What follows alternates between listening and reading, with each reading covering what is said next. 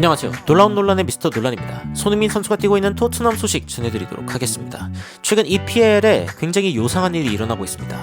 바로 맨시티의 4경기 연속 무승 행진. 아니, 승리를 못하고 있고 오히려 아스톤빌라한테는 패배를 하는 이 충격적인 상황이 벌어졌습니다.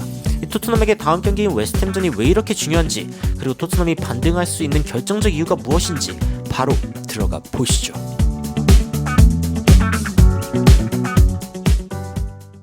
최근 맨시티가 아스톤빌라와의 경기에서 1대0으로 결국에 지게 됐습니다. 아스톤빌라 홈경기이기도 했지만 아스톤빌라가 굉장히 좋은 경기력으로 1대0으로 승리하면서 굉장히 축구팬들을 놀라게 만들었습니다. 이 경기를 다 보지 않고도 이 전황을 알 수 있는 방식은 바로 이 양팀이 얼마나 공격적이었는지 볼 수 있는 이 지표인데, 아스톤빌라가 거의 경기를 지배하는 그런 모습을 보여줬습니다.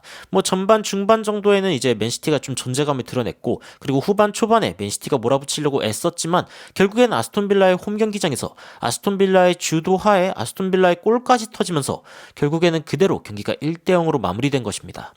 이 전체적인 선수 평점 살펴보면은 홀란 그리고 알바레즈가 굉장히 낮은 평점을 받은 것을 볼 수 있고, 그리고 중원에는 존 스톤스가 있는 것을 볼 수 있는데, 이 부분이 어떻게 보면은 맨시티의 경기력을 바꿨다라고 이야기할 수 있습니다. 왜냐하면은 이 경기에 로드리가 나서지 못했기 때문입니다. 로드리는 경고 누적으로 인해서 결국엔 서스펜션을 겪게 되었죠. 자, 그리고 이 경기를 살펴보면은 사실은 토트넘에게 굉장히 뭐라고 이야기할 수가 없다. 최근에 토트넘의 부진은 사실 맨시티도 견딜 수 없는 것이다 라고 이야기할 수 있습니다. 아니, 키플레이어인 로드리가 빠지면 맨시티는 지속적으로 지고 있는데, 토트넘 같은 경우에는 굉장히 많은 선수들이 메디슨, 반더벤, 벤창쿠르, 사르도 지금 못 뛸 수 있다는 소식이 돌고 있고, 주요 선수들의 부상이 굉장히 많은 상황이죠. 근데 맨시티마저 이 주요 선수들이 없을 때에는 이렇게 패배하는 모습을 보여주기 때문에 이 토트넘을 탓할 이유가 없다라고 할 수 있는 것입니다. 자, 그리고 이제 돌아오는 경기에서 토트넘과 웨스트햄의 경기, 이 토트넘이 이길 확률이 52%라고 집계가 되고 있습니다. 그만큼 토트넘에게 유리한 경기이기도 하고, 이 경기는 토트넘이 승점 3점을 무조건 따내야 되는 경기이기도 한데, 그 이유를 살펴보면은 이 순위표에 맨시티가 4위에 위치해 있습니다. 토트넘이 지금 승점 27점, 뒤에서는 맨유가 맹렬하게 지금 달려오고 있는 상황입니다. 다시 말해서 토트넘은 지금 상위권으로 도약하기 위해서는 일단 승점 3점을 얻어놓고 이 상위권에서 경쟁을 하려고 해야 된다.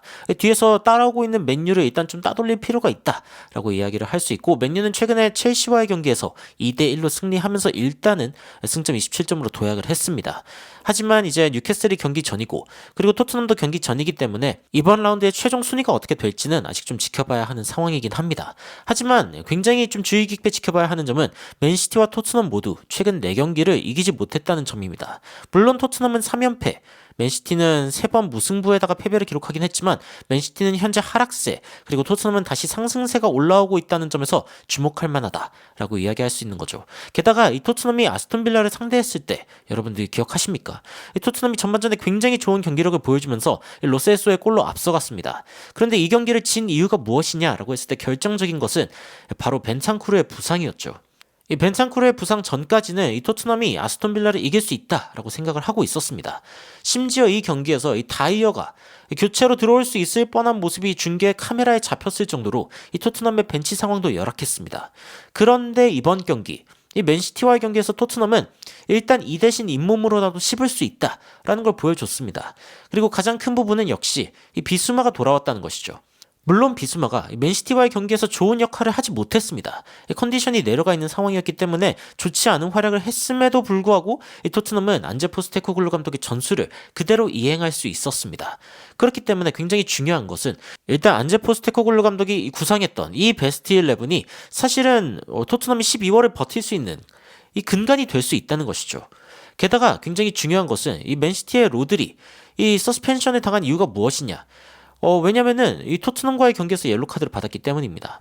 옐로카드 5장 중첩으로 인해서 결국에는 뛰지 못한 것이죠. 이런 상황들을 살펴볼 때, 토트넘의 역할이 지금 리그에서 굉장하다. 완전 누가 우승할지 모르는 이 박진감 넘치는 리그의 어떤 향방을 만드는데 토트넘이 기여하고 있다라고 이야기할 수 있습니다.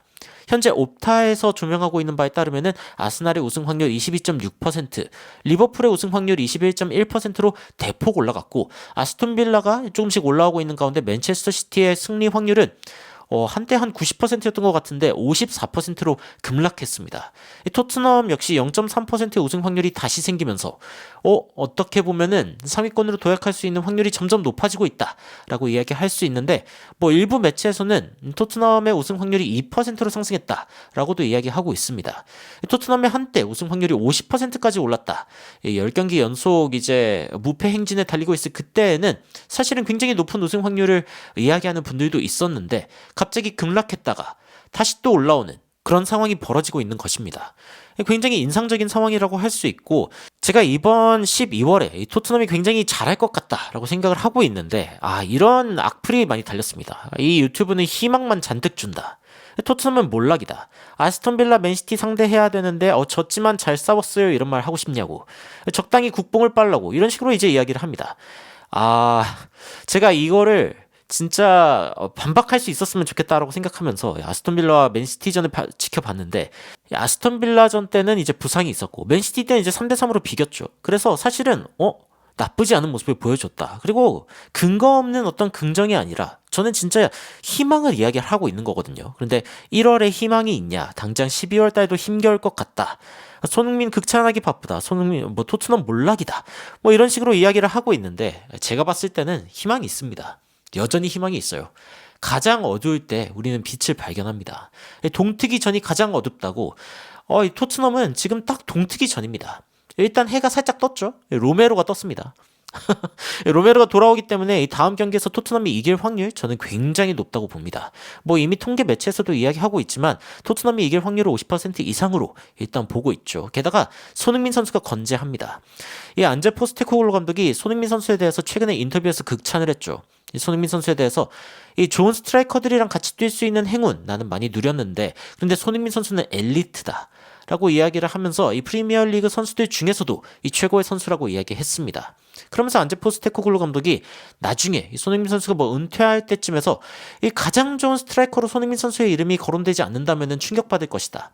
그러니까 이 손흥민 선수는 사실은 이제 윙어로서 굉장히 많이 뛰어왔고 그리고 공격수라고 누군가가 이야기할 때 내가 공격수인가? 라고 했던 선수가 손흥민이죠. 그런데 최근에 이 손흥민 선수는 중앙 공격수로서 굉장히 좋은 모습을 보여주고 있고 벌써 굉장히 많은 골을 넣었습니다. 이번 해에 벌써 9개의 골을 넣었다. 이번 시즌이죠. 그리고 이제 손흥민 선수가 옵사이드로 날린 골들을 생각해 봤을 때는 사실상 리딩 골 스코어러다.